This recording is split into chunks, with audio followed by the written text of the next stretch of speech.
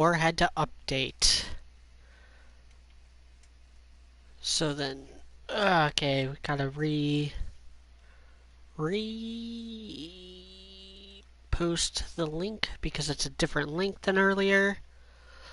Gonna be a lot more coughing and sniffles because it's PS4 and PS4 doesn't have any kind of push to talk.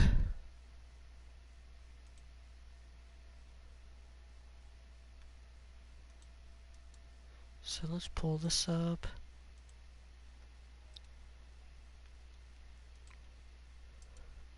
Post it in the break room.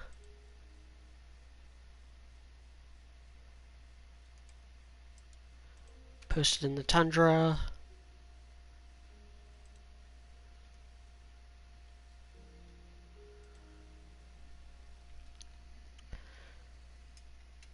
So for today's stream, I wanted to just do a stream of consciousness, just talk and do like internet quizzes and stuff, but my computer didn't want me to, so now I'm playing Minecraft instead. I have not played Minecraft seriously in a very long time. They've added a lot of stuff. They're constantly adding stuff.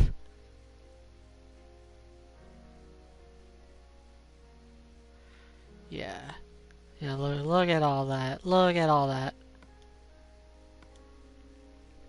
We're gonna create. We're just gonna call it Streamland. And anytime I stream Minecraft, this will be it.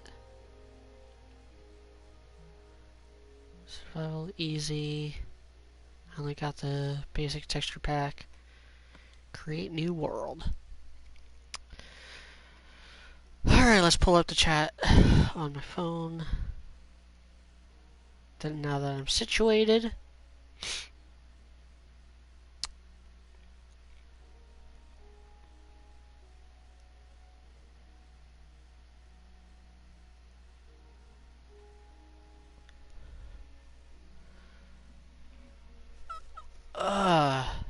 Forgot how long it takes.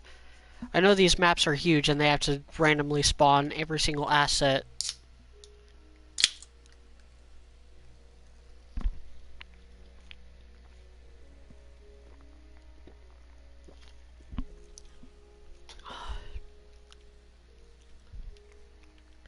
See?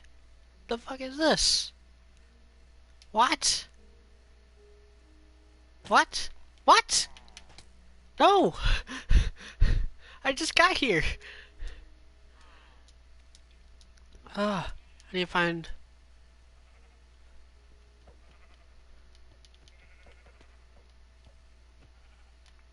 I need to find stuff.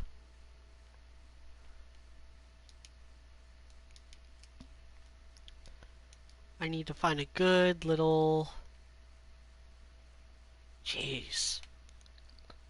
Watchtowers seem to be everywhere.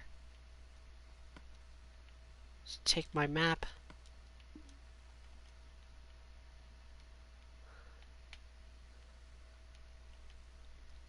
Let's see if I can find some good stuff.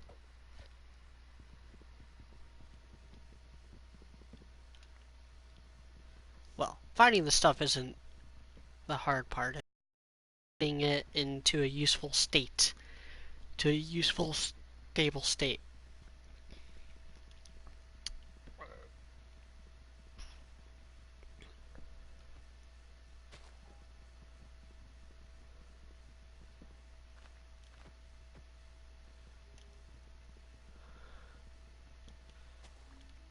I'm gonna need to find a place to set up shop soon. Somewhere that'll be easy to find. Secure. Let's just keep heading this way and see what we come across. Ooh. Don't want to fall in there.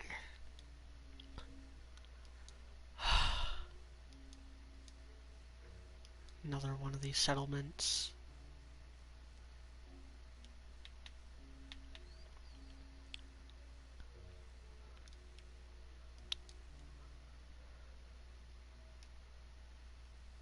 I want to either be near water or on top of a mountain, hill area.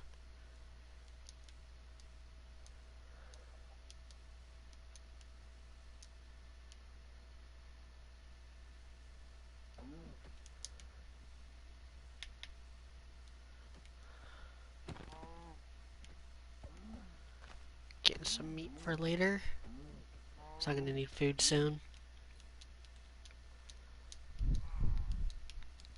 Okay, I think top of that hill should do lovely.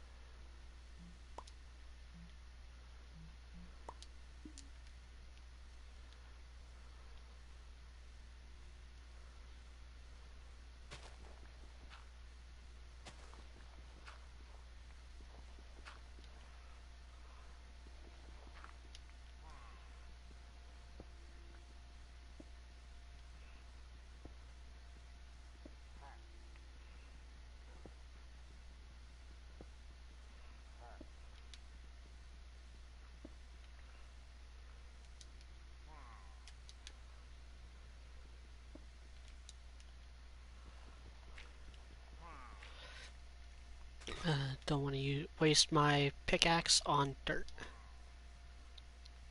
Is that the new sound that the pigs make? So weird. Okay, let's make a furnace.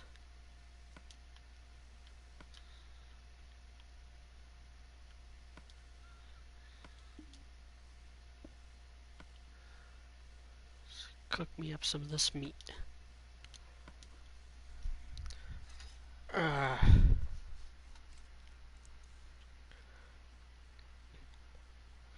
no, well, it says, so what's this about? Whatever I want it to be. That's what it's about. Right now it's about not dying.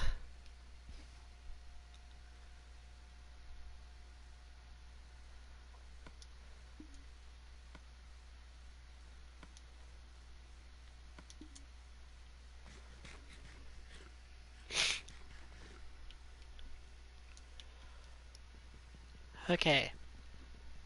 Now that I'm a little secure.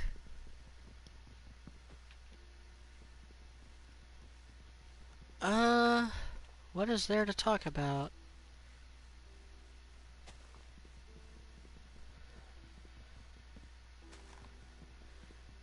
It's been a long time since I've gotten this game. I think Minecraft is fantastic. But it's a lot better when you have a goal in mind. It's not the kind of game you can just pick up and play. Jesus Christ, why are you here?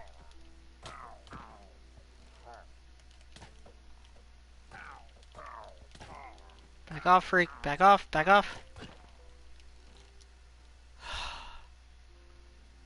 Did he follow me all the way from the spawn point when he shot me earlier? Was that the same one?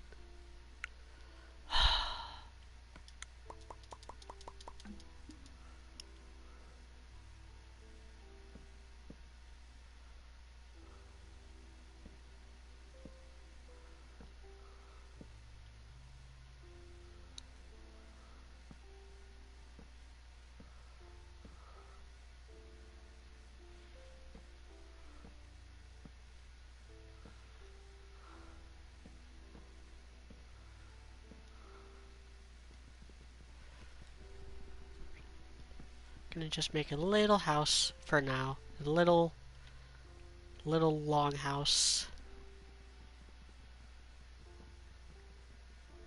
We'll fancy it up later after I have like a bed and stuff. Because right now it's just all about being safe. I need more meat though.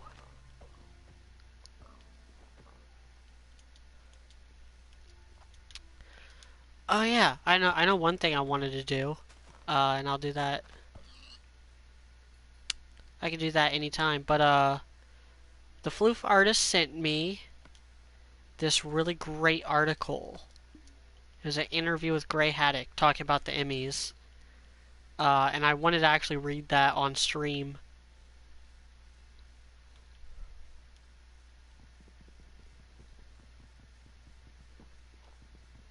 Make this wider. Make it all parallel. Or not parallel, symmetrical.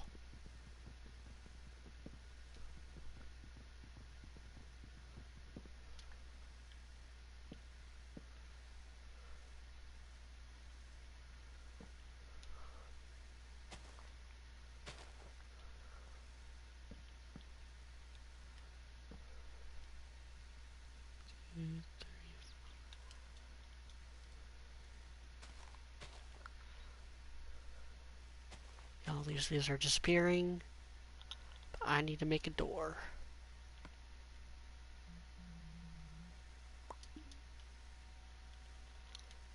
And since I have 2 doors, I might as well use them.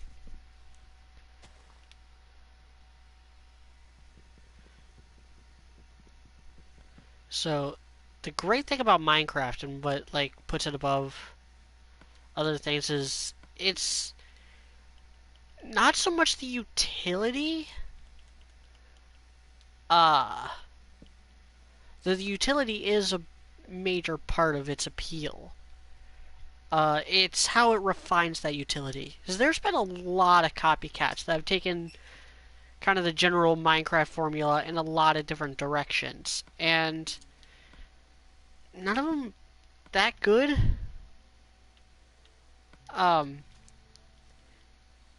Because they're not as refined. Like, everything in this game works exactly as intended. There's no, like, game-breaking bugs. There's nothing that's going to ruin a playthrough.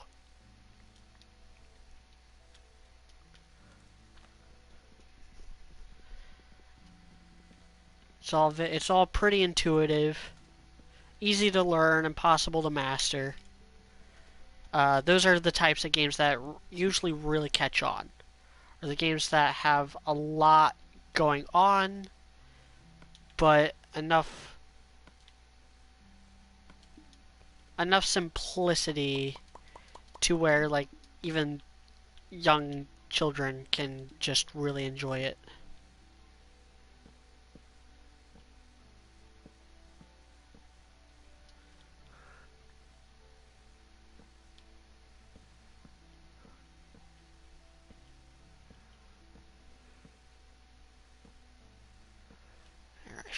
I should be relatively safe in my house now.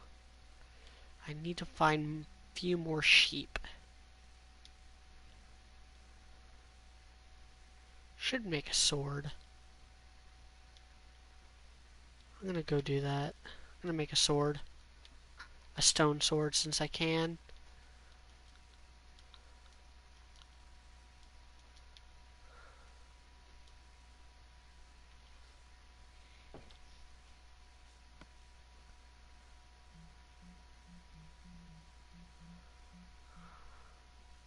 I need one more cobblestone.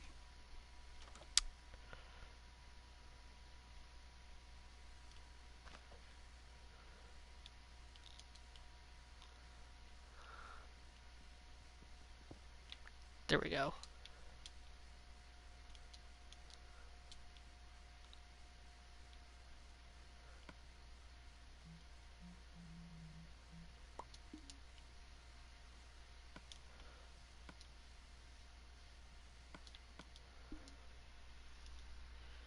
I think.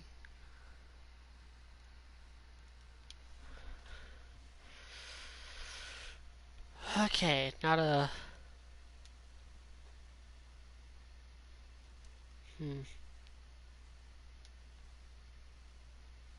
Look for some sheep. So I can get some wool so I can actually make a bed and live. Probably. Okay.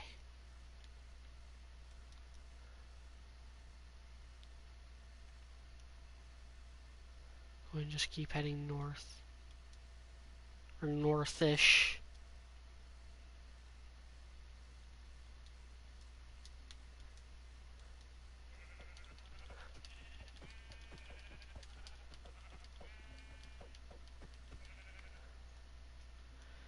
That's 2. I need 2 more. Just gonna keep heading in the same direction so I don't get lost. Yes, the sheep. I have to. I need the wool. I don't have the supplies to make a shear. Huh. Never seen that spawn before.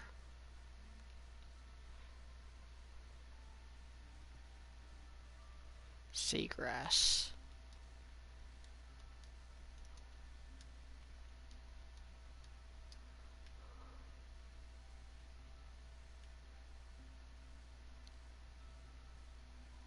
Is that a sheep or a creeper? I think that's a creeper. Annoying little bastards. Alright, I'm gonna head back in that direction. I think I'm gonna just keep going back and forth.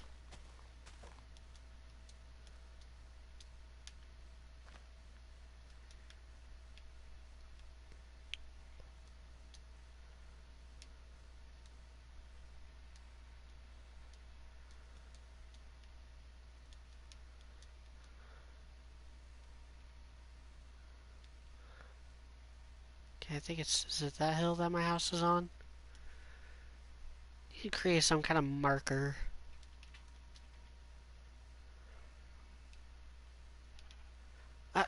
Sheep?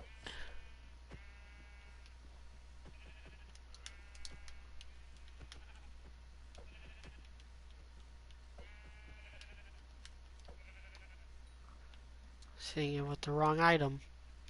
Okay, I hear another sheep over here. I only need 1 more.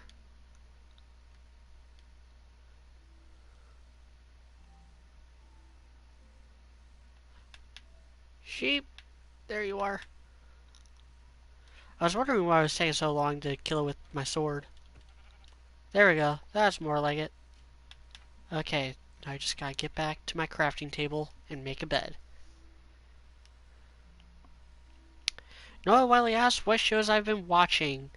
I'm still slowly making my way through Clone Wars. I need to start up on season 5 here soon. Fuck. Creeper.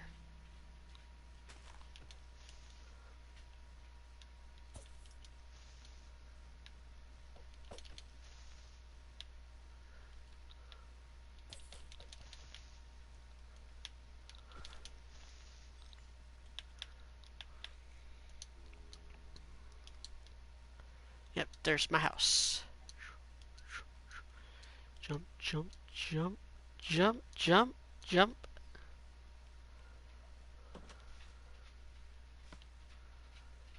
Okay, now.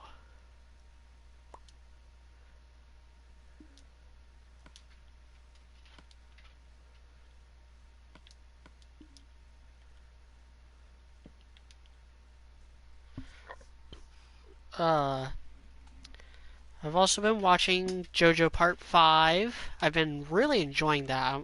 Actually, that'll be the next thing I talk about, JoJo Part 5.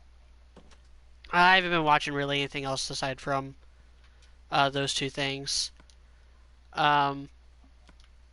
So, about a year ago, I watched JoJo's Part 1 through 4. Again, well, actually, it was a couple years, probably about 2 years ago. I watched them all for the first time, and then I watched them all about a year ago to do some videos on them.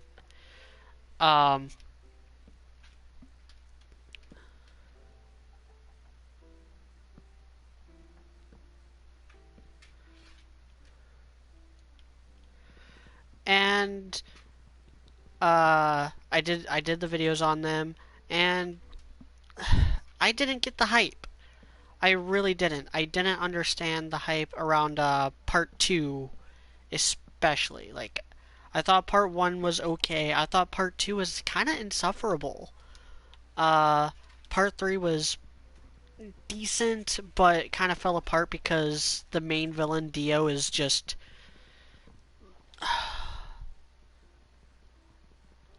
I won't say he's the worst anime villain of all time, but man, is he up there and definitely the most overrated. Um,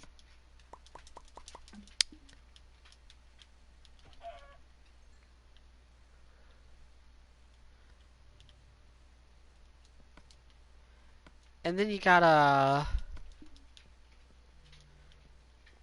part 4, which was my favorite part, and I really liked it. I really liked the side cast.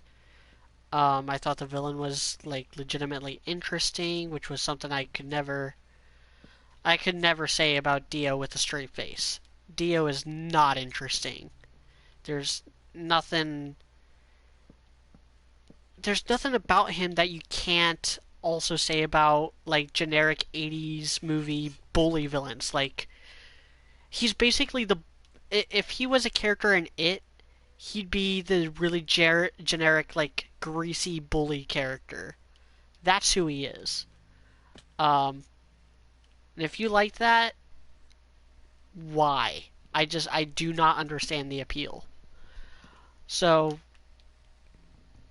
I was not that interested in part 5. And I said, a lot of my friends are really into JoJo, and I was like, okay, part 5 is coming out now.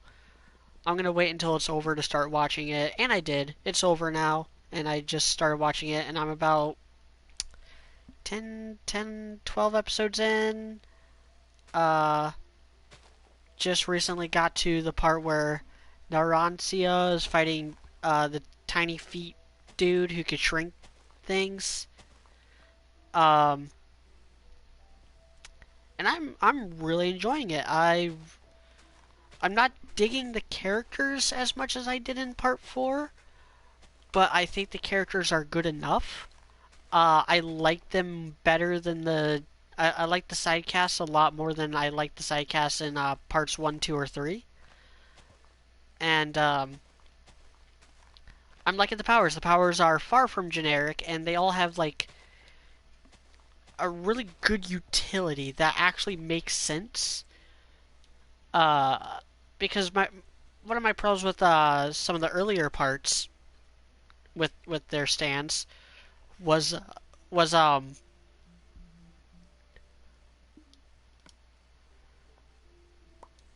the fact that they had to really contrive ways for some of those stands to be a threat. Um, Good example is the derbies. The derby fights are very interesting because they're not fights; they're just they're fights for information. So that gives them a good reason to um, not just beat the fuck out of them.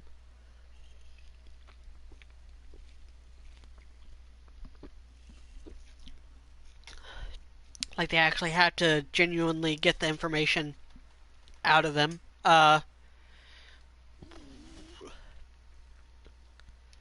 By actually playing this game, doing it fairly or not fairly. The whole point is actually cheating. Um, and all that. Uh,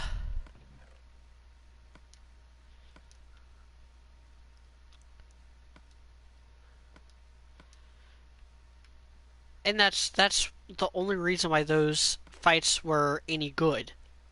The two Derby fights. That's the only reason why those two fights were any good is because there were stakes that had nothing to do with life or death, or had very little to do with life or death.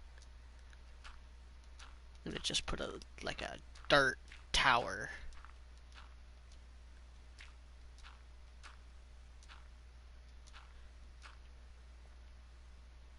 Make it easier to find when I'm out in the world. And jump on the tree and chop it down from the top.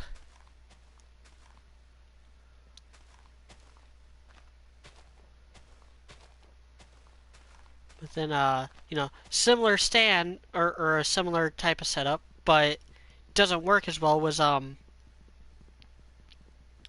part 4, the with the satellite tower or something.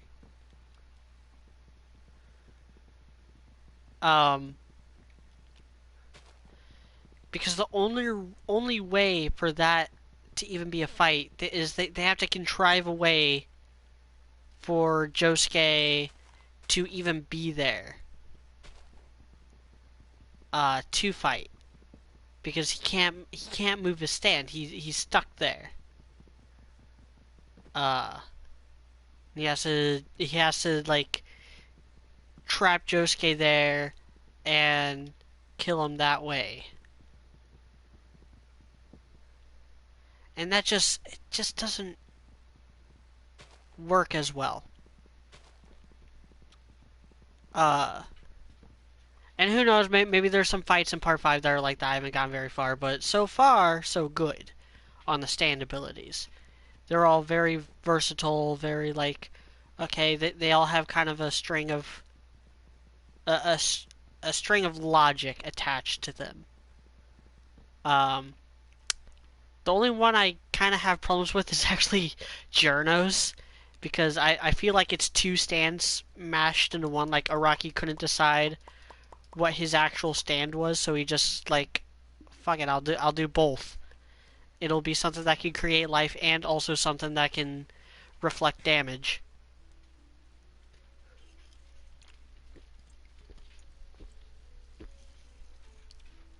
Which I heard there's a stand later on that has that same problem. I don't know anything about King Crimson except for the fact that it's just bullshit. And everyone just makes fun of how broken it is. I'm gonna plant some of these trees.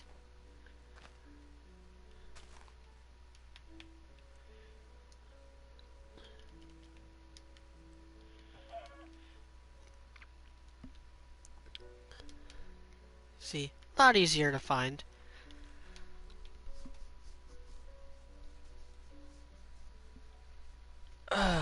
But yeah, so far I'm really liking Bruno. Um, there's one I haven't seen fight yet, and I have no idea what his stand ability is, so I'm a little like no opinion on that to date.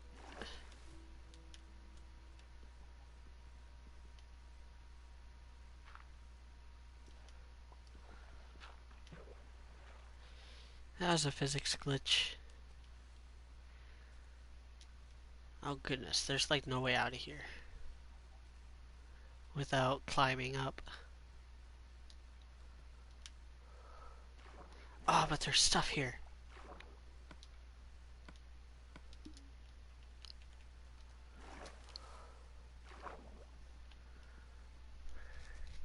Wait, can a wooden pickaxe even get coal? I don't know if it can. I don't know if it can. I think I might need a stone pickaxe. Nope, it can get it. Okay. It just takes a good goddamn long time. It's like beheading someone with a olive fork.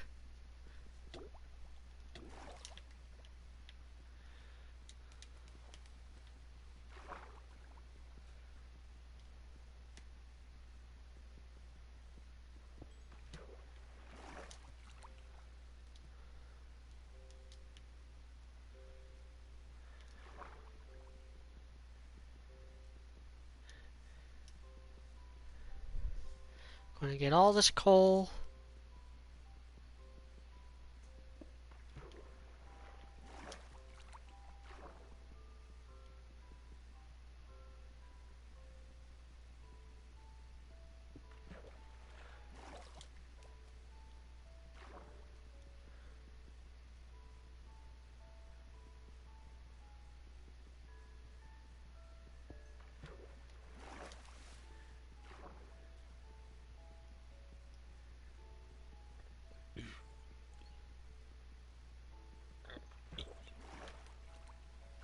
Oh god, there's even more. I'm gonna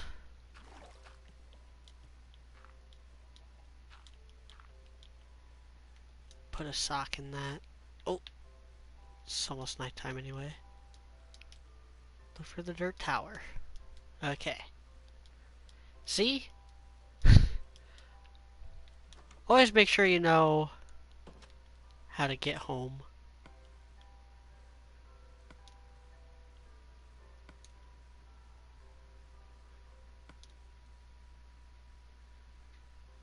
I'm actually gonna make a torch.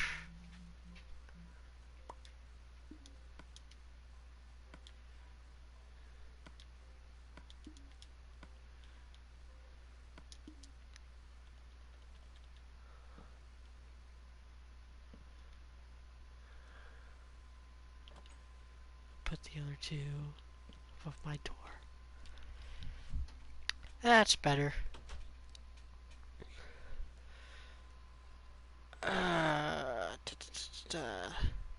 Professor LS asked, how would feel if RWBY got its own fighting game like Mortal Kombat or Injustice? If it was like Mortal Kombat or Injustice, I wouldn't like it. But if it was like a different fighting game, like BlazBlue, I'd be okay with the RWBY fighting game. I would want a different genre of game for RWBY, personally. I would want hack and slash or something along the lines of Dynasty Warriors. Or, at the most, I would want something along the lines of, I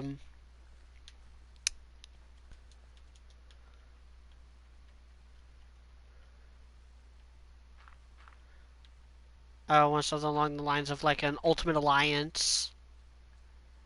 I think I said that in my pitching RWBY game stream. God, it feels like years ago, and it probably was years ago. I actually did a stream on the subject of a RWBY game. Like, I think this was even before like BlazBlue Cross Tag Battle got announced. And I was talking about how I would want it to be kind of Ultimate Alliance like.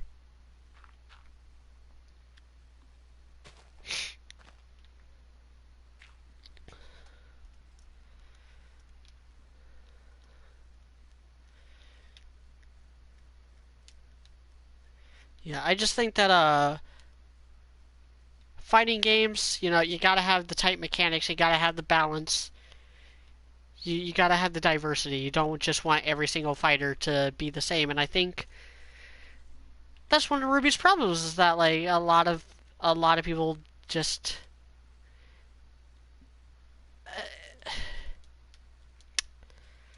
I didn't really want to bring this up, but this is a kind of stream of consciousness. Monty's fighting style does not go well with fighting games. They don't. It doesn't.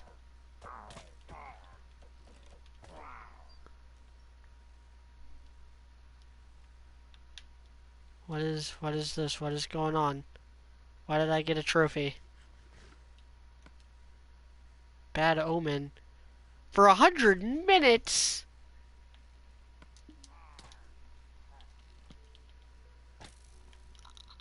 What?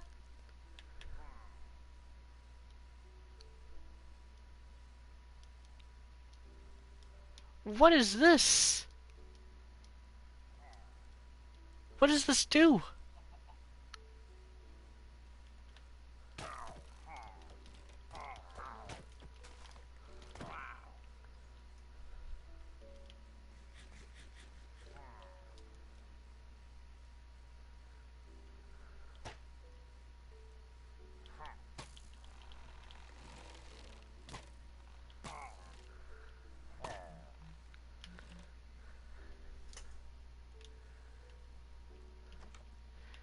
Okay, so I died, but I'm no longer like Bad Omen.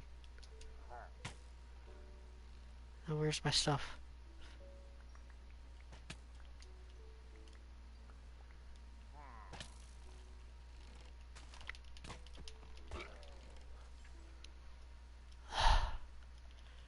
Christ, that was a thing. What was it? This game is so weird when they add stuff. Now, do I want to get that banner back. I don't know if I do.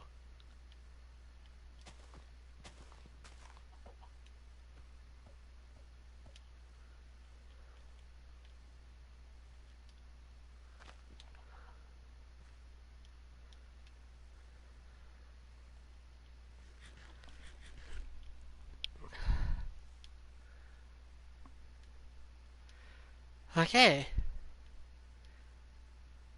Back to why I think Monty's fighting style doesn't suit fighting games. They all just move around. Every character just moves around the same way. Every character just uses the same fighting style. They just smack each other like they're... I use the term a lot to describe Monty, Monty's style, but they're like a toddler slamming his action figures together repeatedly. I don't think that is good for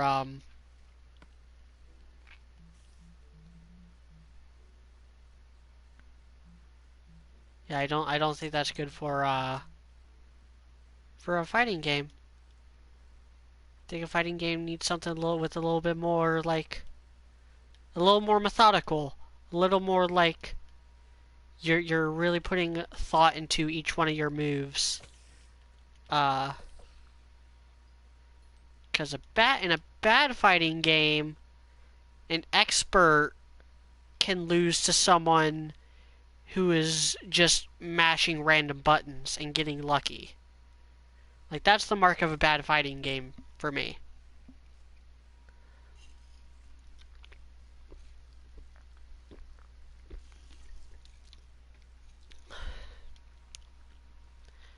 Alright, next question. You going to plant a tree on top? No.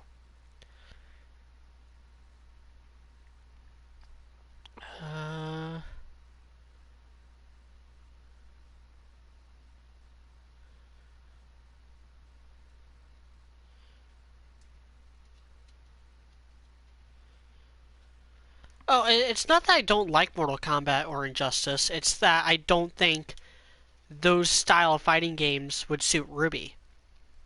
Because they're very, like, they're a lot slower paced. And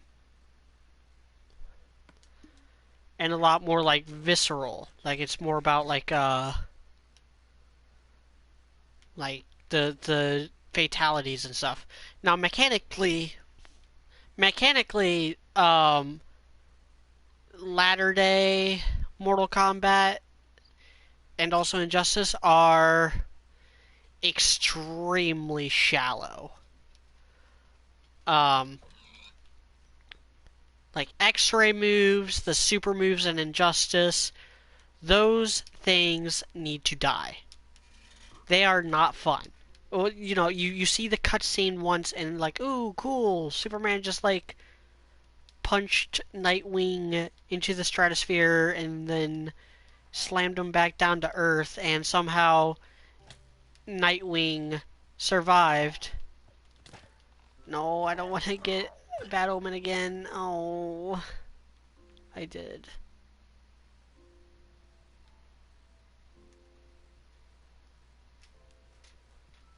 What does the Bad Omen even do? I'm gonna look this up here in a minute. And that'll also be when I read the article that Floof sent me.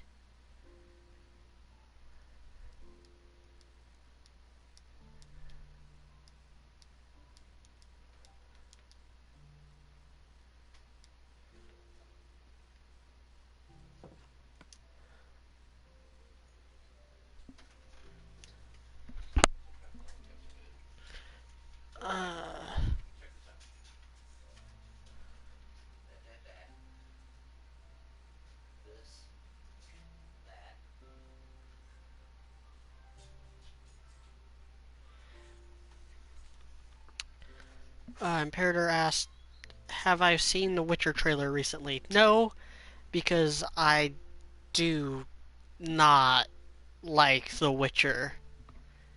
Even on the best of days, just no. Witcher is awful. They're terrible games. Um,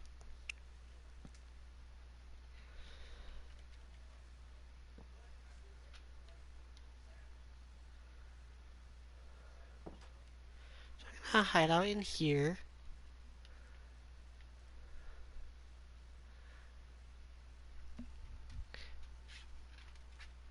Uh,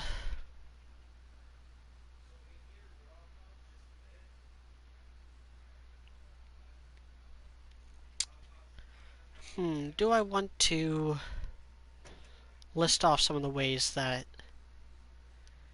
I hate The Witcher? I don't know if I do. Uh,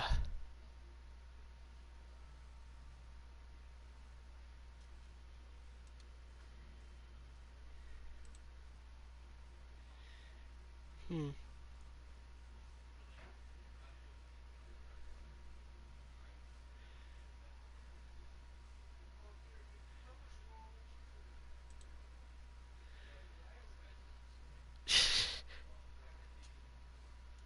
Okay.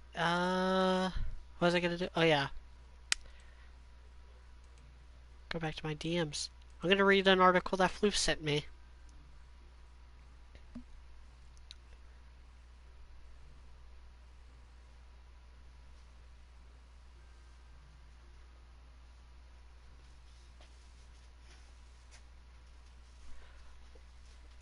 I will answer your questions in a bit. Did Floof not actually send me that article? Thought he did. Yep, here. No. No, that's not it. Is this it?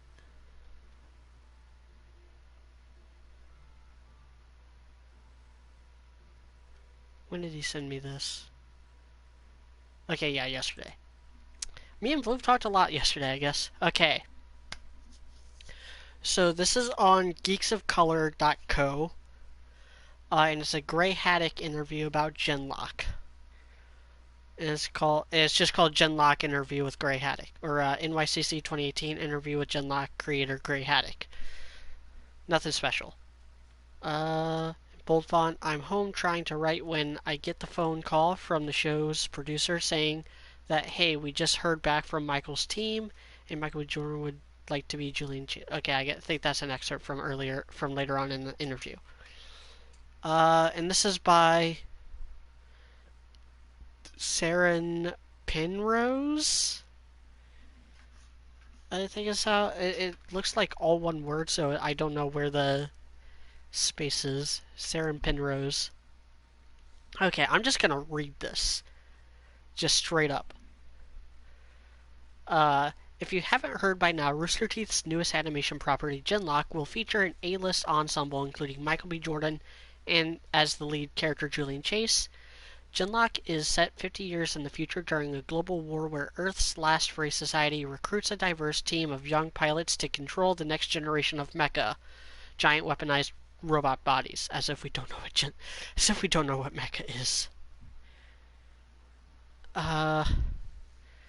This year at New York Comic Con, I had the pleasure to sit down with head of RT Animation, Gray Haddock, to talk about what we can expect from the show and what the creative process was like from development to casting and production. Prior to that, I got a chance to see the first few minutes of Genlock at the RT Mega Panel. When was this interview? Okay, this interview was back in October. I was about to say, wait, what? Based on what I've been reading with you talking about the show, you've been talking about wanting to bring in more diversity in things, and based on the synopsis, you talk about culture wars that are going on in the world. So how deep are we getting into that? Are we getting into racial identities, orientation, cultural identities? Gray Haddock answers, it was one of my top goals for this show to have, on the protagonist side of the story that we follow in Season 1, just a tremendous amount of what I refer to as casual diversity. I grew up on Gene Roddenberry's original Star Trek series, and I know that sort of impact it had on me in terms of just presenting so much diversity in that show, but not actually having to kind of wear it on its sleeve. Just the fact that this is this world, that this is this world, and this is how this culture operates. I want to have a lot of representation, whether you're talking about ethnicity or gender identity or sexuality, but it's not exactly the story driver. It's just part of this particular society that we follow. It's been a really challenging balancing act developing the show for the last 2.5 years. You have to understand that was before the end of the most recent American presidential campaign, followed by the actual election, followed by the couple of years since then, and a lot of ideas in the show went from being speculative fiction to world history. Save my comments for the end. So we thought maybe let's back off on certain ideas and details. I still wanted to get some of the themes into the first season, but it still has to be a show that you want to see every week. Having learned from a lot of shows that I love dearly, but thought might have swung too far the other way, with the relentless sense of dread and... Pause the game, because I don't know what that was. I could still hear the game, is the thing.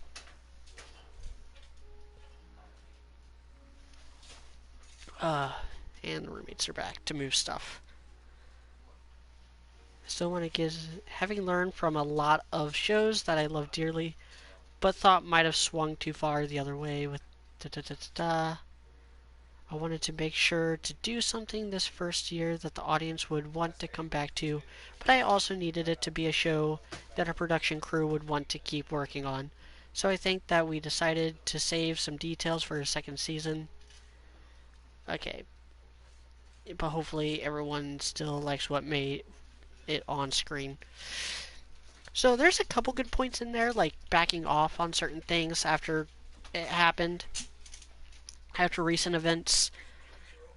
But this overall idea that the speculative fiction became world history is just absurd. And I have the same problem with Handmaid's Tale as well, which I heard is actually a really solid show. Like, I know plenty of conservatives that actually like it, but like it tries to be a speculative fiction, but then it's just such an impossibility.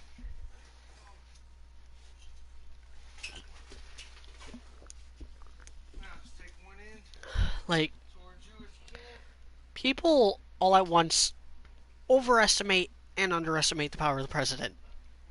It's almost like they don't have a civics class anymore to teach this stuff. Um,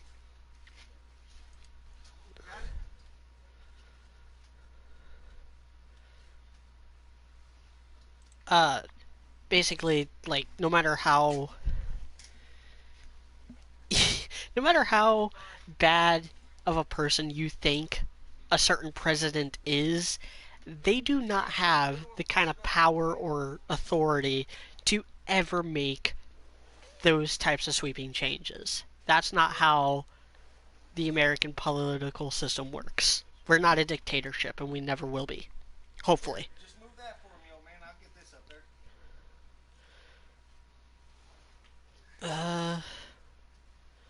So then interviewer says, so you're playing the long game with the storyline essentially. I'm looking for other interesting stuff because a lot of this information is dated.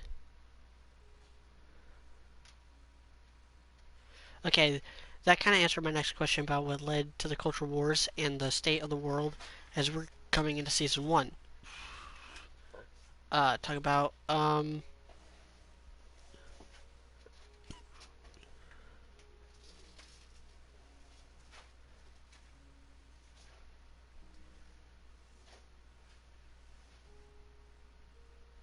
yeah, I don't think Genlock ever got too ham-fisted. I think it could have maybe dealt with being a little more ham-fisted, honestly. Uh, so it seemed like too scared to embrace the themes it wanted to say, which in turn made everything a little dull. And that's Genlock's biggest problem is that it was just kind of boring a lot of the time. Uh, Now, whether you'd rather something be boring or insufferable is entirely up to you. I'd rather it be boring. Uh, but if it's insufferable, I do have a high tolerance for certain things that people deem insufferable. Like I have a high tolerance for Jar Jar, for instance. Uh, and yeah, like the Star Wars prequels are a good example. One word you can never use to describe the Star Wars prequels is boring. Insufferable? Sometimes. Boring? Never. Genlock? Boring. And only insufferable like once or twice. Which brings me to another point I wanted to talk about with that question. Casual diversity. Casual diversity is not having an in-universe VR hangout spot in which you reveal that one of your main characters is fluid through a comedic gag, where in which they say, "I could be whatever you want me to be." That is not casual diversity. That happens in Genlock.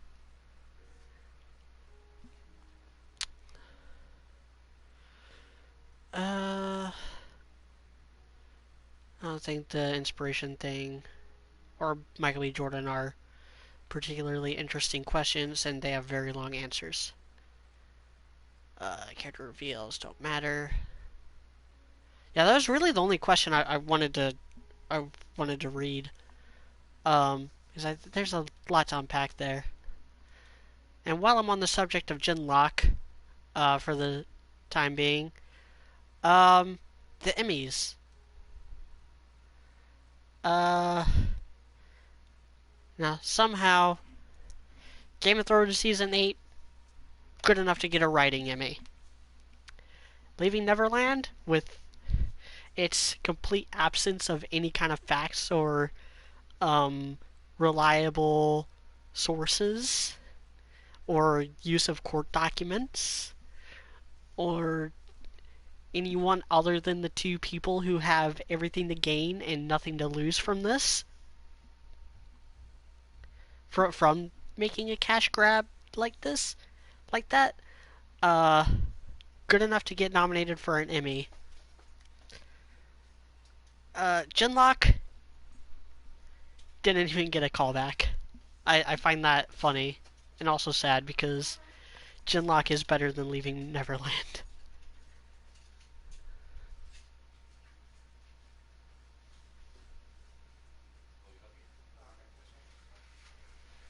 Go ahead, just start bringing boxes, okay?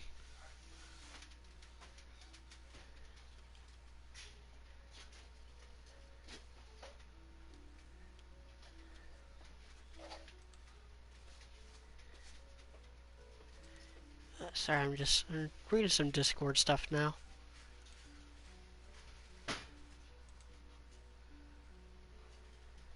Had some messages. Gonna check Twitter.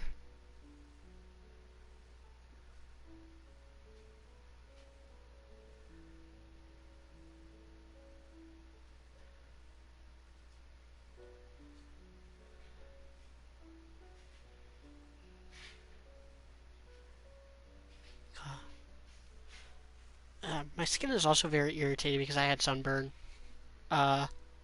It's starting to really peel. Alright. Next. What is your favorite zombie game? Ooh.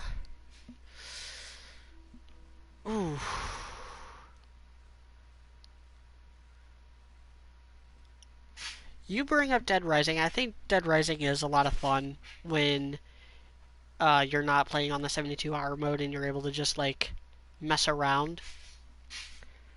But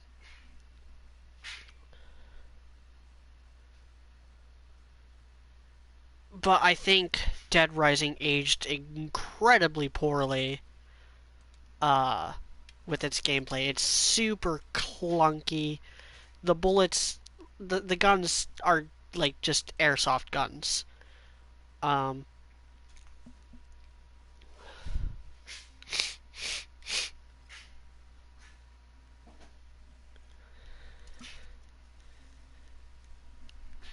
yeah, it's just. Mm.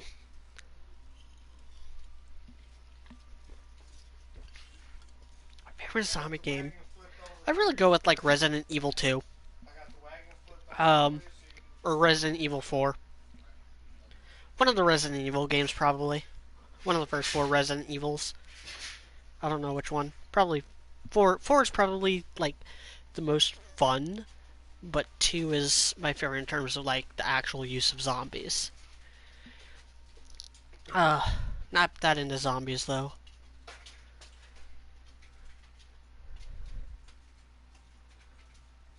Alright, let's watch Asked About Witcher 3. I'm gonna switch back to Minecraft as I answer this one because distractions will help. Let's start with Witcher 3 story, which, when it's not being shallow plagiarism of, classic pulp stories like Elric and Meldemonet. Why is there a witch here?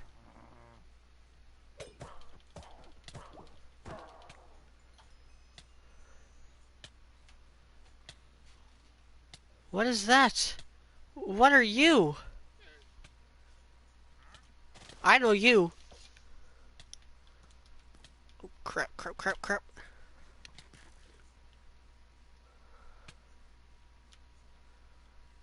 That's right, you can't actually be poisoned to death. You can only be drained.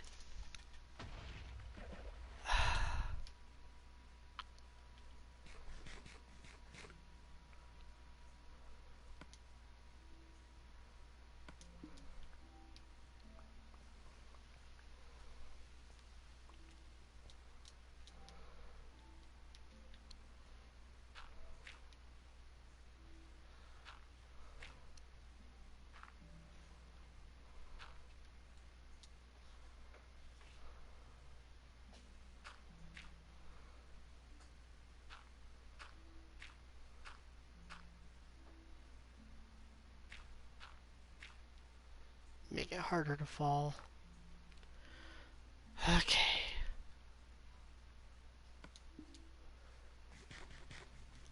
I forgot to look up if Bad Omen actually does anything.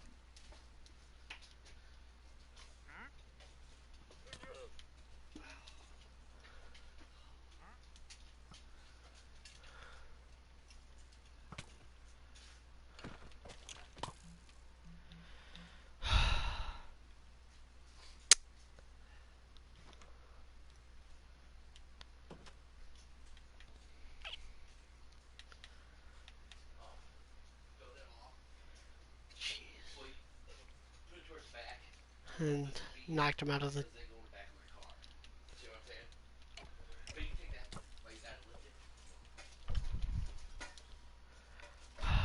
So this goes to Goodness. storage though, right? Okay, now let's see what this guy's about. Rosebush, brain coral, redstone. So takes emeralds though.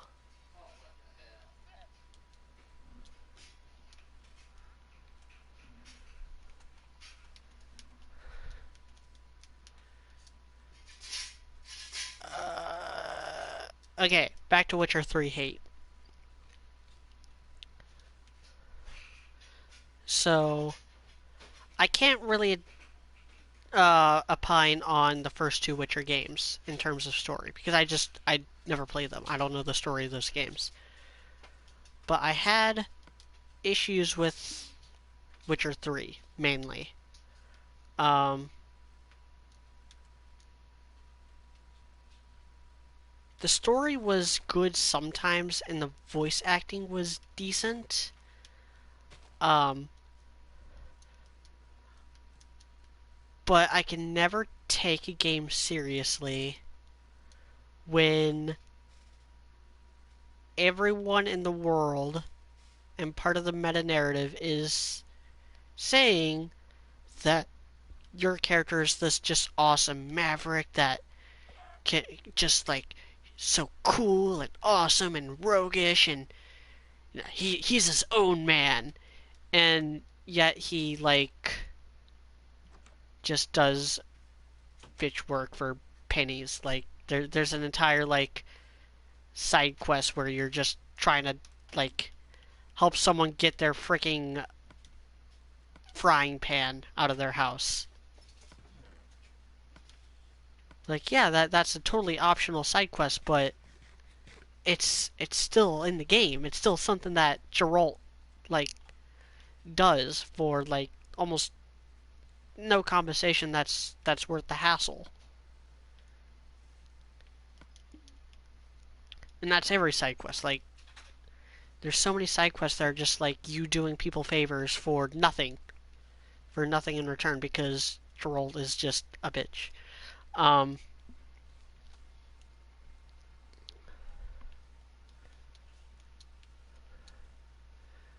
and then with the main story,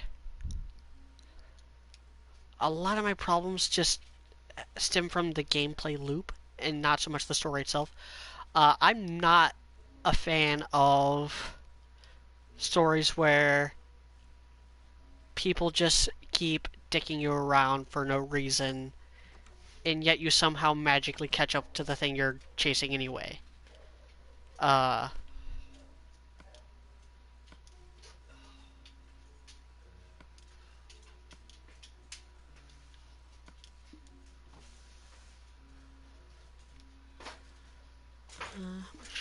I'm gonna get some more cobblestone. I'm gonna make some stone pickaxes, and I'm gonna go underground.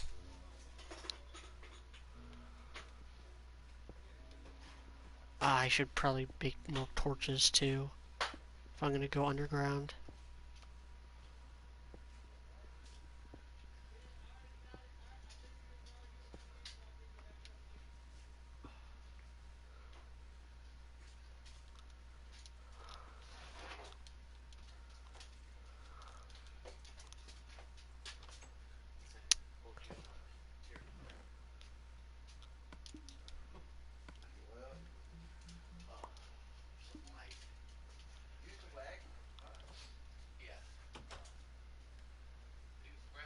And then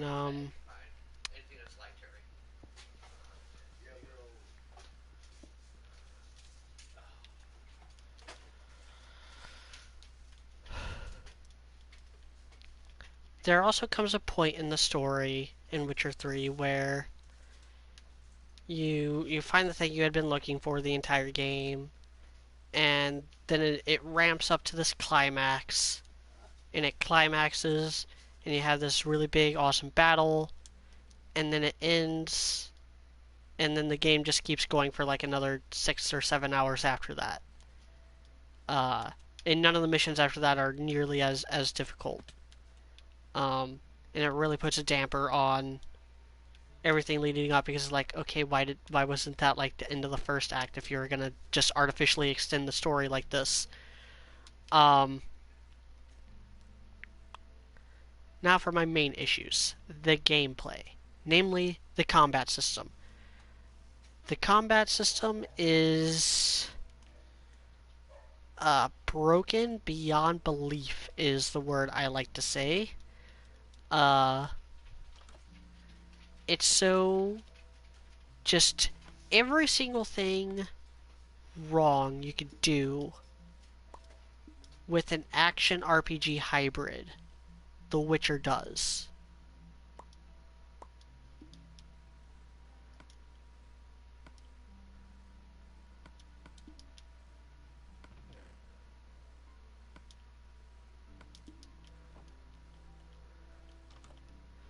So, for instance, in combat, there are two ways you can avoid damage. You can dodge, or you can block. Now, there are also two general types of enemies. You have human enemies, and you have monsters. Now, blocking only works on human enemies. If you try blocking a monster, it's going to stun lock you.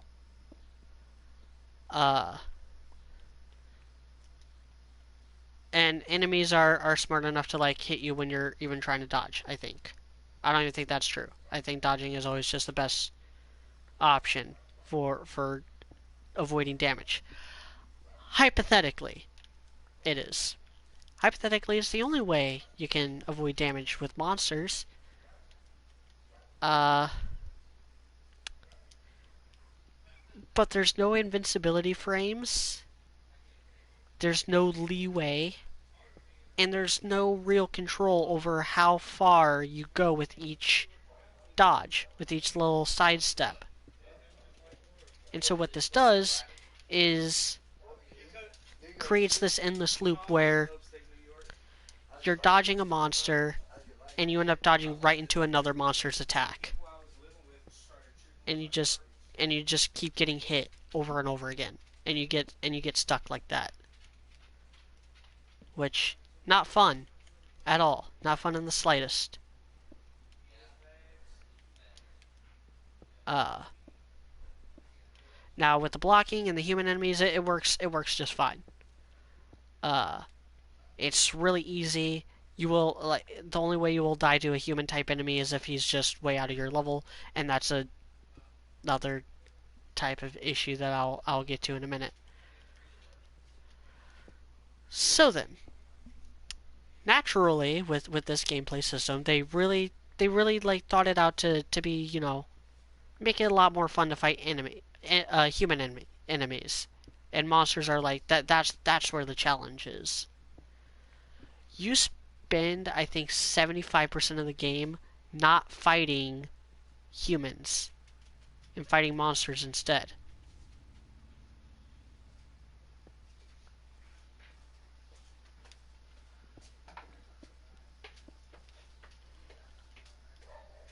So 75% of the time, you're dealing with a combat system that just does not work in the slightest.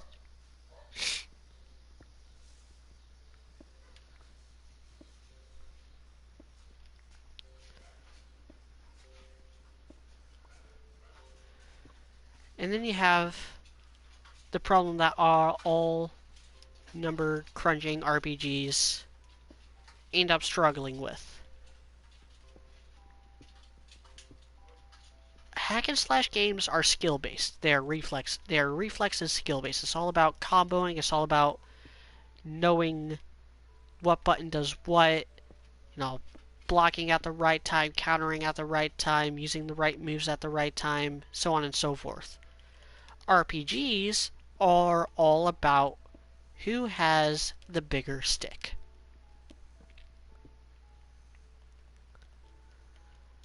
Now, I'm not saying a hybrid system is impossible, but I am saying I've never seen a hybrid system work. And Witcher, instead of trying to make a good hybrid system, ends up taking the worst of both worlds. Because as a hack and slash game, it's unintuitive, messy, and doesn't work half the time because you're dodging into attacks instead of away from them. And you have just almost no control over that. But as an RPG, it also doesn't work because it's trying to be open world, but it's keeping you on this restricted pathway. There's no reason to ever explore in that game. There might as well not be an open world aspect to it. Because the minute you go off the beaten path and do something that, you know, the mission structure doesn't want you to, you know, doing something, you know, whether it be exploring a different area, trying to get to a different area that's not within the story, doing certain side missions along the way, or just as they come to you, not viable. Because you're going to hit a brick wall. You're going to end up encountering an enemy that regenerates faster than you can do damage to it. That happened to me pretty early on, actually. And I wasn't rushing through the game. I was taking my time as I do with all open world games. No, I was enjoying myself kinda. I wasn't a big fan of the combat system or whatever. I was already starting to get a little frustrated with certain aspects of it. And then I came into the mission where you have to like kill the tree spirit. Or not. You have to either kill the tree spirit for the witches or save it. So I got to that point, and there's a werewolf in the front. There's a werewolf kind of like guarding the entrance to the cave. I started fighting it, and that werewolf was of a higher level than the mission. Like again, this is very early on. This is like, I'm like level 6 at this time or something. That werewolf was level 12 or something like that. And there came a point where it was regenerating faster than I could do damage to it. And again, like, this is story mission. You have to fight this thing in order to get through, in order to continue the mission, in order to continue the story. You had to fight this werewolf that's way out of your level, that's way out of the level for the story, and regenerates faster than the equipment I had access to could do damage to it. That's the bad part of an RPG combat system. That's the bad part of something like Daggerfall or Fallout.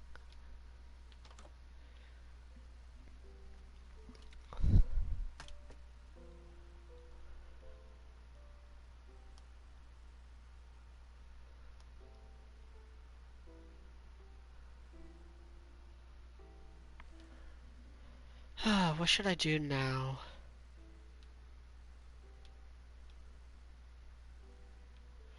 Oh, and then you also have like little things, like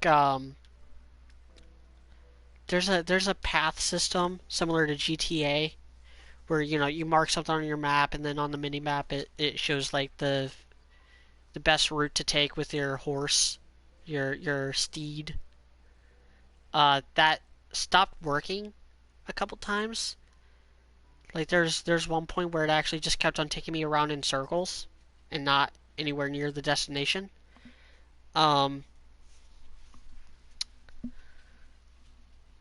Internal areas like caves, temples, buildings, the mini map doesn't account for that, and so it's still just the overworld mini map,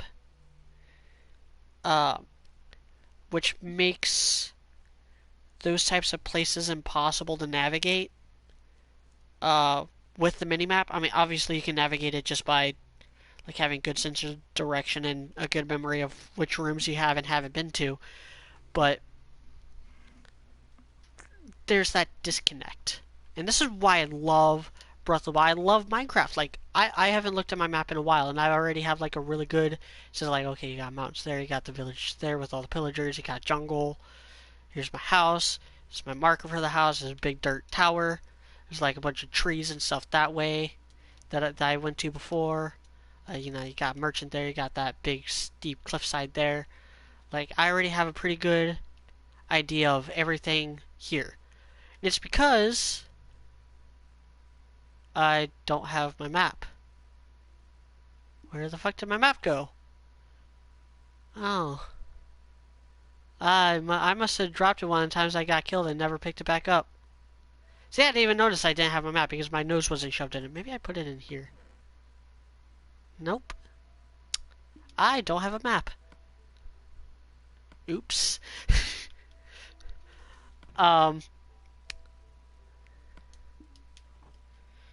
Good thing I wasn't planning on like going far.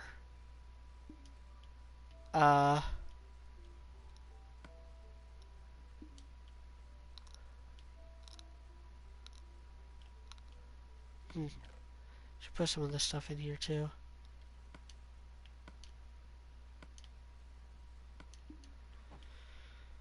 But when you have a robust mini-map and you have a good, like, robust pathfinding system, your eyes always go towards it. Like I've noticed this with Red Dead Redemption 2, GTA, and I noticed this with The Witcher, where you end up not enjoying the scenery. You end up not actually piecing together like the actual geography in your head. You're just constantly looking at the map, making sure you're on the right pathways and right roads and stuff to get to your destination.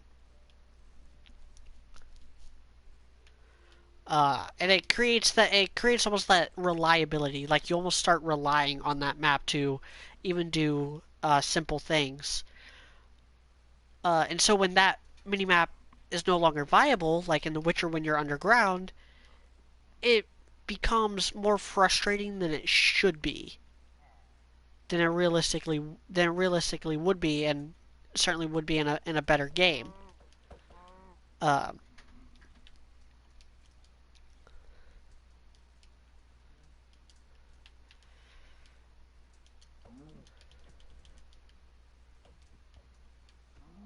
yeah.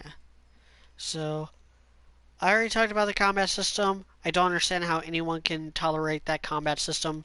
And in a combat game, the combat system is like the most important thing. Like you wouldn't forgive a story-driven game for having a terrible story. Why would you forgive a combat game for having terrible combat? Uh,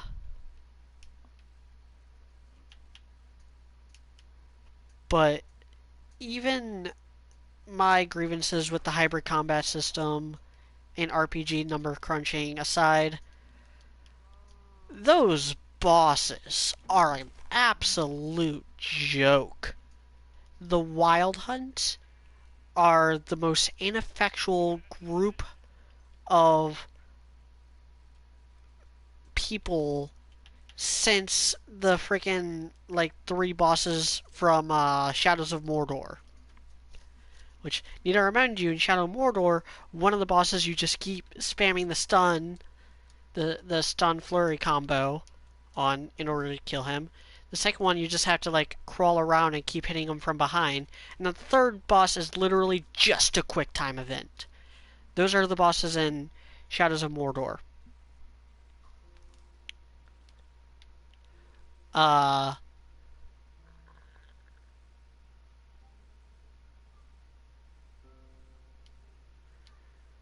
the bosses in The Witcher are much more generic. None of them have any like real distinguishing factors. They're all just big, gruff, like wraith warrior people with no personality. And they're supposed to be terrifying. They're supposed to be like, oh man, these guys are hunting, your daughter. What's her face? Uh, you don't want to get in their way, but you still want to save her, and so you're like really having to walk this tightrope. And then when you actually fight one, all you have to do is just dodge, hit, dodge, hit. I hit circle as if I was like actually playing the game. Just like jump to the side, hit them. Jump to the side, hit them. Jump to the side, hit them. These guys are more annoying and more like skilled than the bosses in The Witcher. Like at least they're hitting me even when I'm sidestepping them.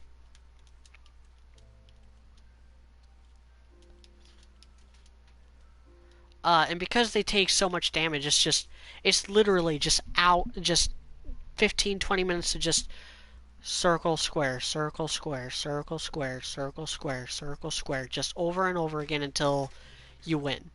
I beat the first boss without getting hit, and it took me like 30 minutes. I beat the final boss first try. It took me a really freaking long time, but I did it.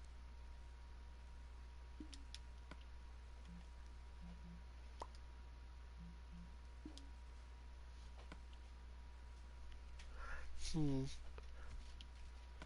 gonna cook some of this raw beef. I need to find more coal.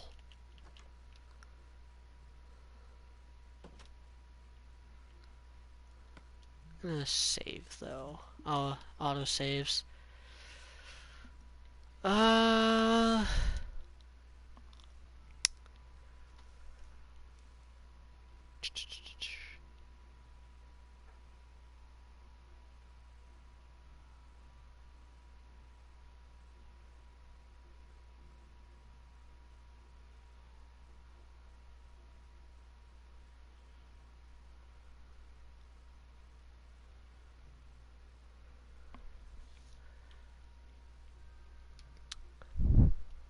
Turn it dark, so I'm gonna sleep.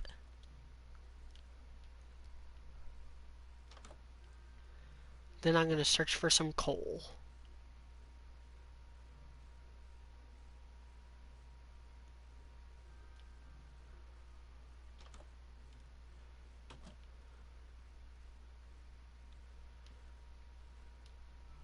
Where's that massive cliffside?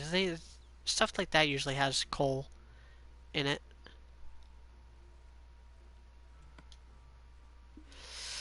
Probably should have made sure I grabbed that meat first.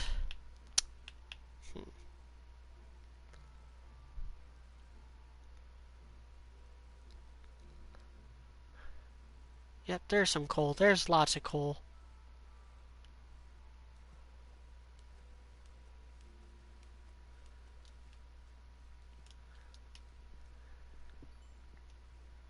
See, I know this game.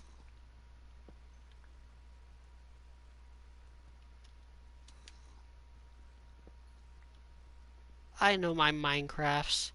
I've been playing this game off and on for like 6 years now.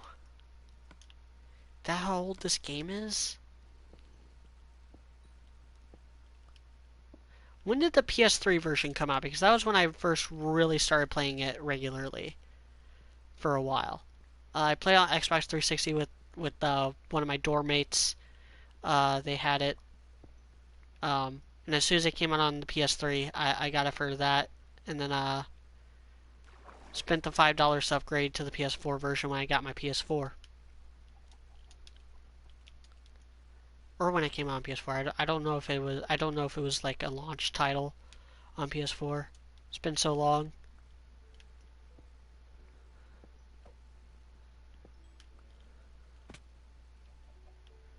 But yeah, so it's been at least 6 years since I've first got Minecraft and started playing it. It's just been a while, you know?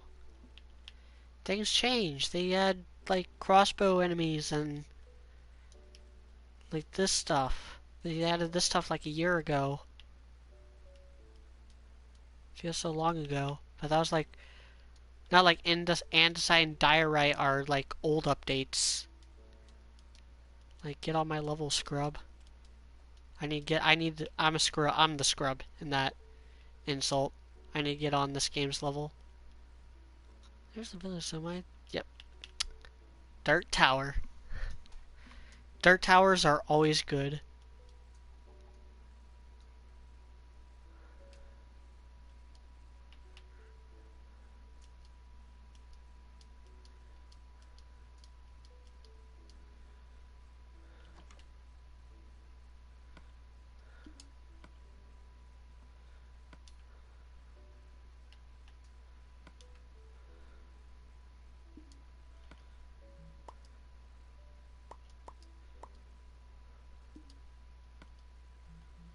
And make as many torches as I...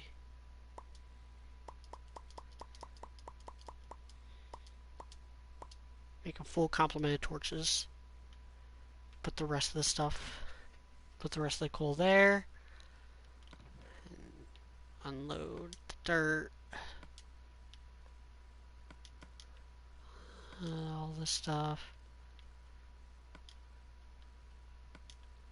Don't want to lose that. Don't have any use for that. Don't really have any use for the crossbow right now. Definitely want that. Alright, let's go digging. Dig a tunnel, dig a tunnel. Quick before the hyena comes.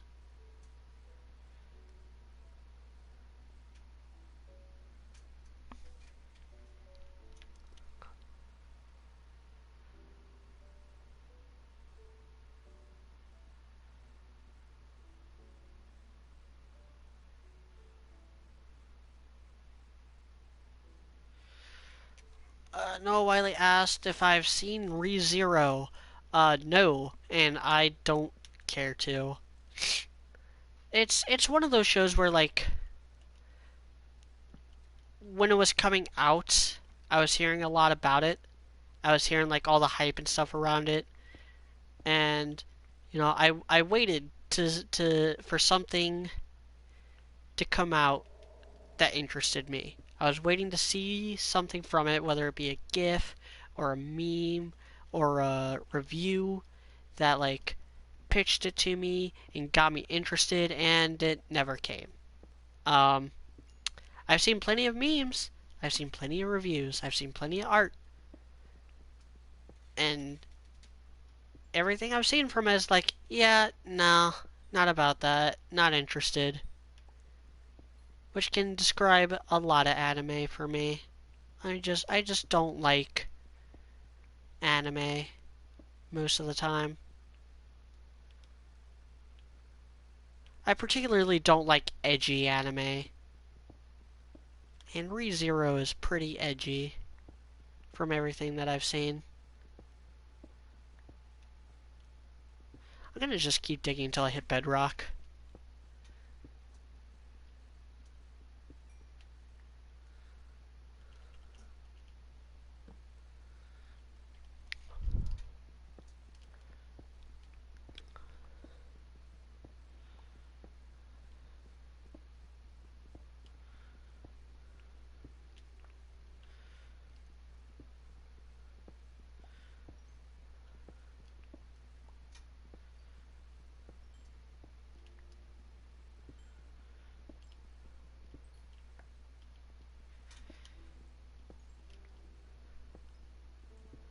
Yeah, but the whole live die repeat thing is an interesting premise for a movie. Uh, you start doing it for more than an hour, and it really starts like testing my patience.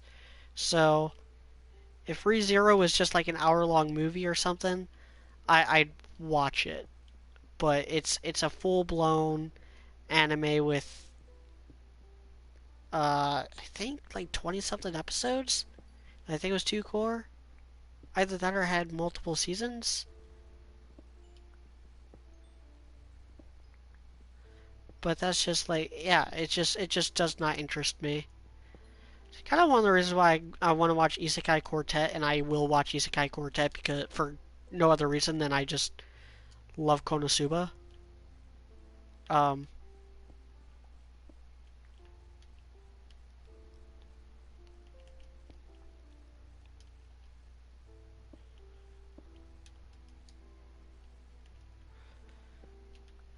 but maybe like Isekai Quartet will be the thing that actually gets me interested in ReZero. But then I was actually talking to Raymond about Isekai Quartet yesterday, and he's like, no, not really. ReZero's the worst part of that whole group. Like, oh, goody.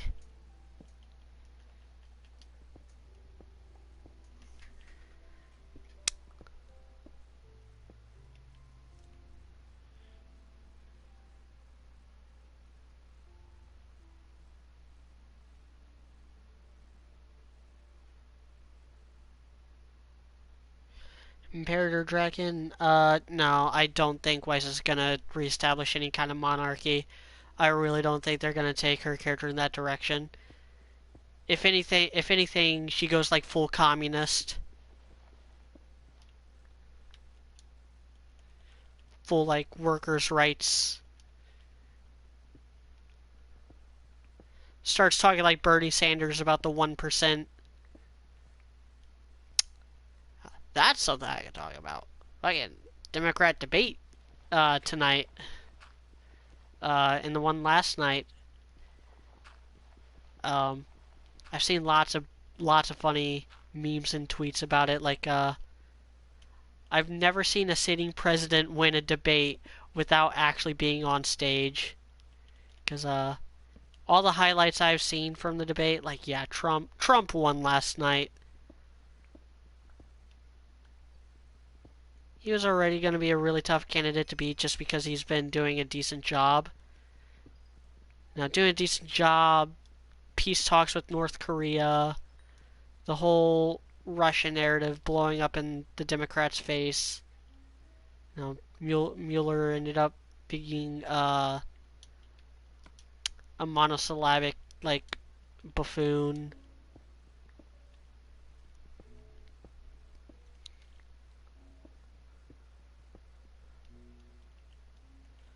So Democrats already had their work cut out for them. Then you have people like God, who's the governor that Elizabeth Warren called out last night? Basically, there's someone on the debate who is actually like making a good point about like if they want to beat Trump, they have to have like an actual platform. And I just hit bedrock. So this is 0, 1, 2, 3, 4, 5, 6, 7, 8, 9, 10, 11, 12. Alright, this is where I want to start digging.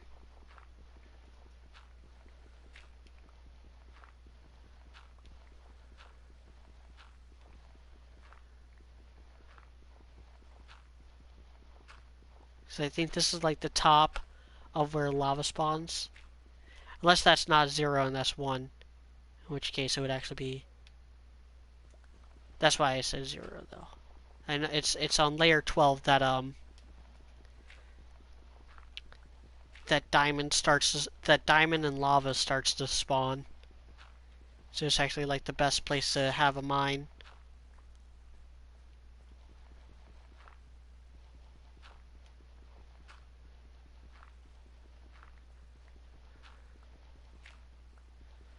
Anyway, back to this Democrat presidential candidate actually started speaking some sense about like, no, we need to talk about like solutions that work. We need to talk about like job growth. We need to talk about like helping the working class, the middle class, the people that feel like we abandoned them the last couple election cycles, stuff like that. That's the only way we can beat Trump. And then Elizabeth Warren opened up her mouth and was like, I don't understand how you can run for president and then talk about what you can't do. Like, you mean talk about what you shouldn't do if you want to win? If you want to beat this guy that you guys hate so much and that a lot of people hate, even like people who think he's doing a good job are like, yeah, but he's not like that great. And there is water right above me. Yep. I don't know why I did that. I was like, there's water right above me. Let me dig up to show you. Yeah. I like how it gives you like, again, like it's just refinement. See, like, yeah, this doesn't adhere to any kind of physics, but it helps. It helped let me know that like, yeah, there's an underground lake right there, so I should be careful about digging up.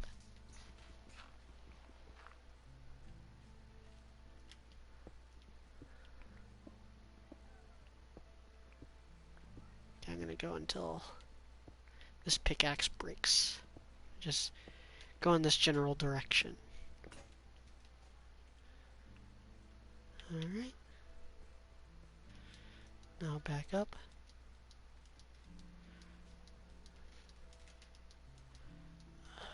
I should invest in making a staircase. Staircases take a long time to implement, but they are more than worth it. When I get back up here, I'll read more of your questions and comments.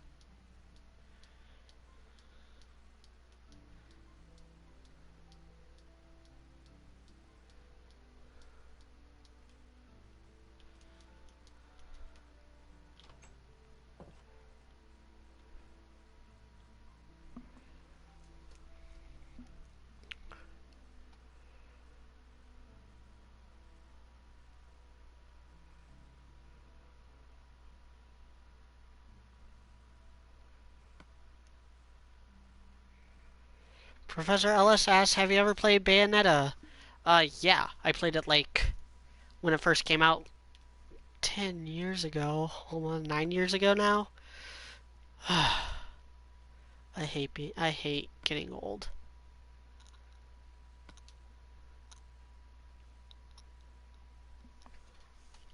I thought it was pretty good for a Devil May Cry clone. Uh,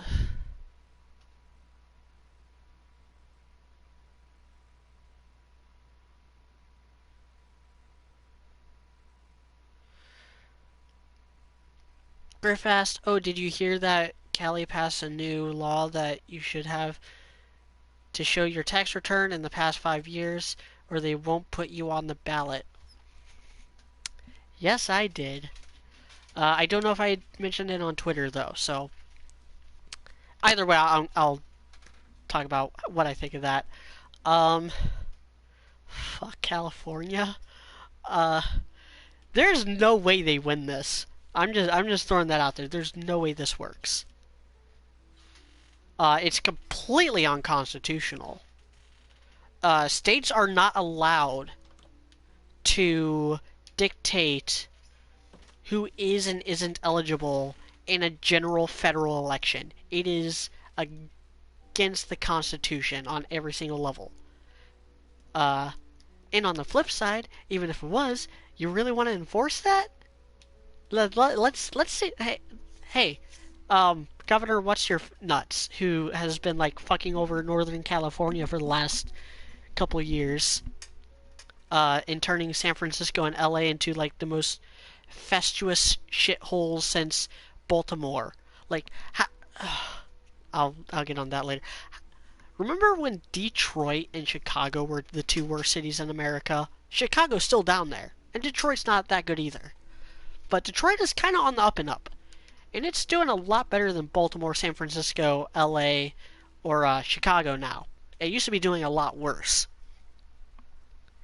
Jeez, I wonder if that has anything to do with Michigan getting all pissed at Democrats and voting all of them out and voting for Trump in 2016. Huh? I wonder if that has anything to do with it. Do with the fact that Detroit's been doing very well for the last 3 or 4 years, and Baltimore hasn't. You got Baltimore with its rat-infested streets. You got San Francisco with its hypodermic needle depots. You got LA with like literal bags of human feces lining the streets because people just like throw it out, or because homeless people just take shits right on the street and the city doesn't clean it up because that would be offensive. I don't even remember where I was going with that. Shitholes, Michigan. What was the question? Oh yeah, Cali. Yeah. So yeah, Governor of California. How about you show us your tax returns? Let's hold all the Democrats up to that same exact standard and see who paid more in taxes. Because I'll tell you what, a little bit that we know about Trump's tax returns, he paid a lot more proportionally than Bernie Sanders or Obama or Biden or Elizabeth Warren or most other Democrats that year. He paid more, not just more in sheer numbers, because of course he did. He makes a lot more than they do. But he paid a higher percentage of his income in taxes than Bernie Sanders or Barack Obama did. The year that we actually have his returns for, which was, I believe, 2005. Which was like almost 15 years ago now. It was like 12 years ago when this was, first brought up as an issue. So yeah, there's no way they'd enforce that. It's just a hollow, trying to stick it to Trump, and it's gonna get that dude out of. It's gonna cost that dude a lot of votes. Like, I keep bringing up kind of Northern California in this regard because Northern California is actually very conservative. That's where like all the farmland is and stuff. And I know everyone I know who has either been to Northern California or lives in Northern California or used to live in Northern California absolutely hates the fact that San Francisco, LA, Oakland, San Diego, and San Jose basically run that state and have been running it into the ground and making what was once the most productive farmland in America, in Northern California, into Northern California as we know it today.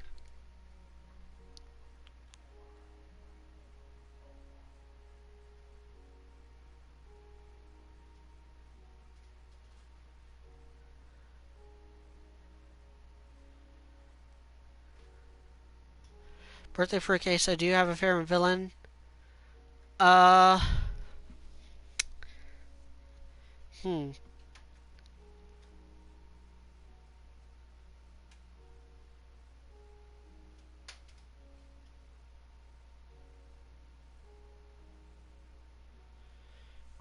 Hmm.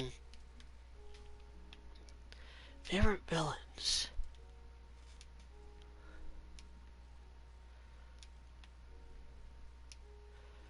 I'd say the mark of a good villain is something understandable. Not necessarily sympathetic, but something where like you really understand kind of their philosophy. And that philosophy runs counter to the heroes. Like there's something similar, but there's also just that fundamental difference that causes the conflict. And on top of that, they should be a physical match for the hero, or at least an emotional one. If it's not as action oriented, like Sherlock Holmes or whatever. Uh, and on that, I'd say Heath Ledger's Joker is an easy guess, but I'd go with I'd actually go with Thanos in Infinity War, the Infinity War version of Thanos. Very different from the comics, but there's the sense of pathos with it that most other villains don't have. And his philosophy of like wanting to be right, wanting to save the world, wanting to save the universe, but wanting to do it his way. Because like that he knows that there's better ways to use the Infinity Stones to fix the problems, but he doesn't just want to fix the problems. He wants to prove himself right. He wants to prove to himself that had the ruling people of his home planet listened to him, um, their planet would have been saved. That's what he's wanting to prove. And that kind of arrogance reflects very well with Thor, Iron Man, to a lesser extent Captain America, Vision, and certainly Doctor Strange. All these people with like all this power, trying to control reality with that power, and end up like messing it up. With the difference being that Thanos doubles down constantly, whereas Iron Man um, keeps trying to change his tactics. And say that with Doctor Strange, like Doctor Strange and Thor, they humble themselves. Captain America stands firm and does the right thing. And Iron Man, is constantly changing how he goes about saving the world. That because he's constantly learning.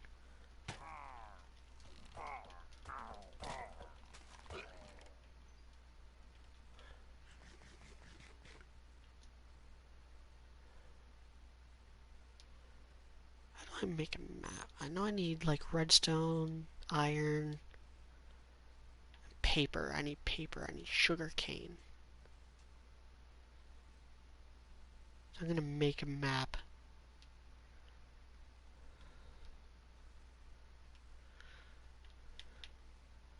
Remember there being sugar cane, I think, over in the other direction. This is why I wanted to be near water, because sugar cane only grows near water. And so like you could literally like take out some sugar cane, like harvest some sugar cane, plant some near water, and then have basically a sugar cane farm where you can constantly get sugar cane to use for paper.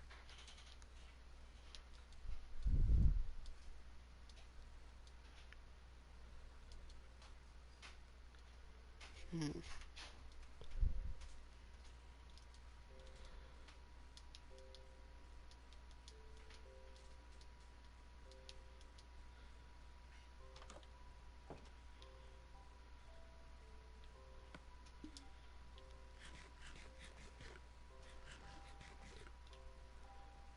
Oh, I should probably check Streamlabs.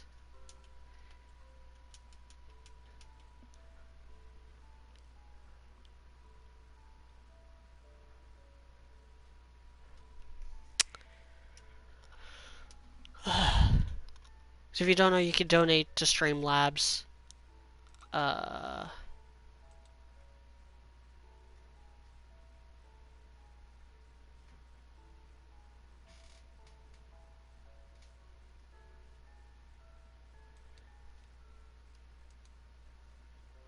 okay, yeah, no one's donated. I did put the Streamlabs link in, didn't I? Uh,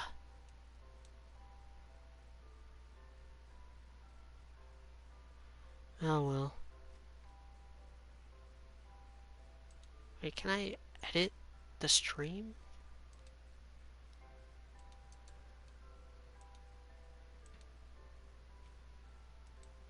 Another reason why I hate YouTube.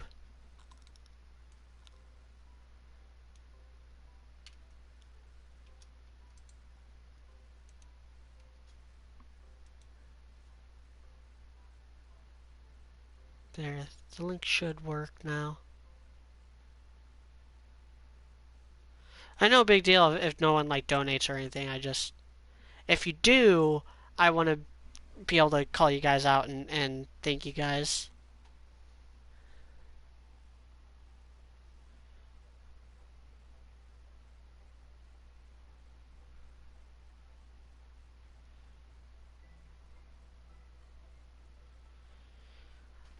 Professor LS asked about Sword Art Online and how long I think it would. Um,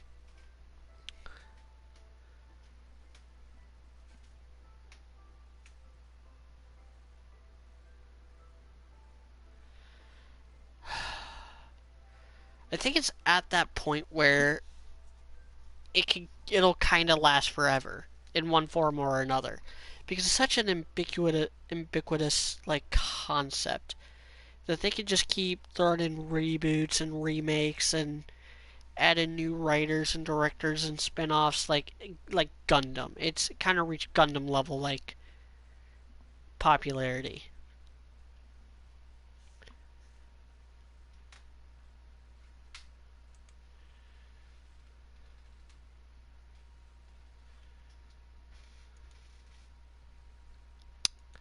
I think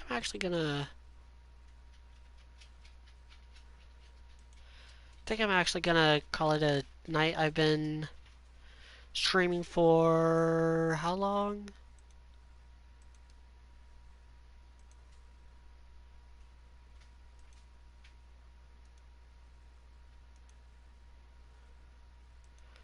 I clicked off the freaking video, and now it's like it's been over an hour, right?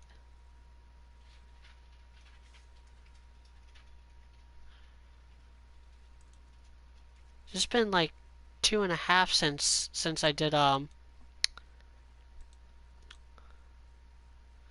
since I started with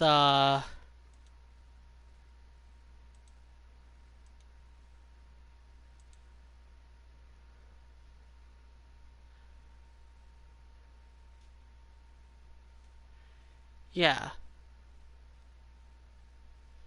I was gonna say it's been over an hour because it's been like over 2 hours since I tried doing the streaming conscious through PC.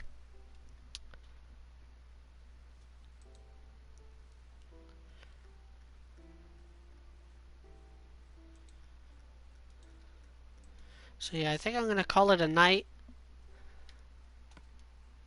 Um, I have fun kind of messing around with Minecraft. It's been a long time.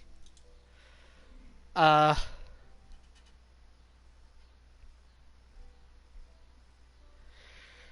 so kind of last call for questions. Says I didn't get stream as it wasn't in my sub box until a few minutes ago. Well, you could always look back at it. It's just me talking and playing Minecraft. Not like you miss anything exciting. Uh, just again, updates. Um, honest look at Rule of Cool will hopefully be out by the weekend. It's also my birthday weekend. I got a bunch of stuff planned for myself, so I don't know how I'm gonna schedule things out in my personal life. Uh, let's see. Yeah, that's really it. It feels so weird now that like Ruby On's over and stuff, and I'm actually working on my book. I don't have that like constant thing of like, oh hey, you should read this that I'm working on. Uh, oh yeah, someone mentioned earlier about the Ruby subreddit mods. I don't. I'm never on the Ruby subreddit, so I don't. I don't even know who these people. I can't even name anyone that's on there. Uh, the only time I've posted things on there is when people have asked me to. Like, sent me links and be like, hey, can you post this to Ruby subreddit? I know you're on Reddit. Like, yeah, most of my Reddit time is actually on the Gotoban subreddit. Or subreddits, I should say, because they have like the main subreddit, and then they also have one for each character, for each of the main girls. And I'm on a couple of those. Read quintessential quintuplets, and then watch my videos as well. Um, yeah, just watch my videos because they don't get enough love, I think, and share them around too. Like if you guys could post some of my videos on the Ruby subreddit, I'd love you. If you donate $10 or more on my Patreon, I don't think this video has a link to it in the description because PS4 is weird like that. But if you donate $10 or more, you will be able to give me one video topic.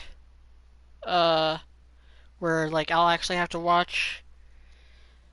So like if you, for instance, if you want me to talk about ReZero or watch ReZero, donate $10 to my Patreon. Tell me to watch and do a review of ReZero, and I will. So that's how that works. Uh, so until next time, thank you all for joining me. Sorry about the technical difficulties we had earlier. And, I'll see you next time. Hopefully it'll be Jurassic World Evolution. Alright, see y'all later.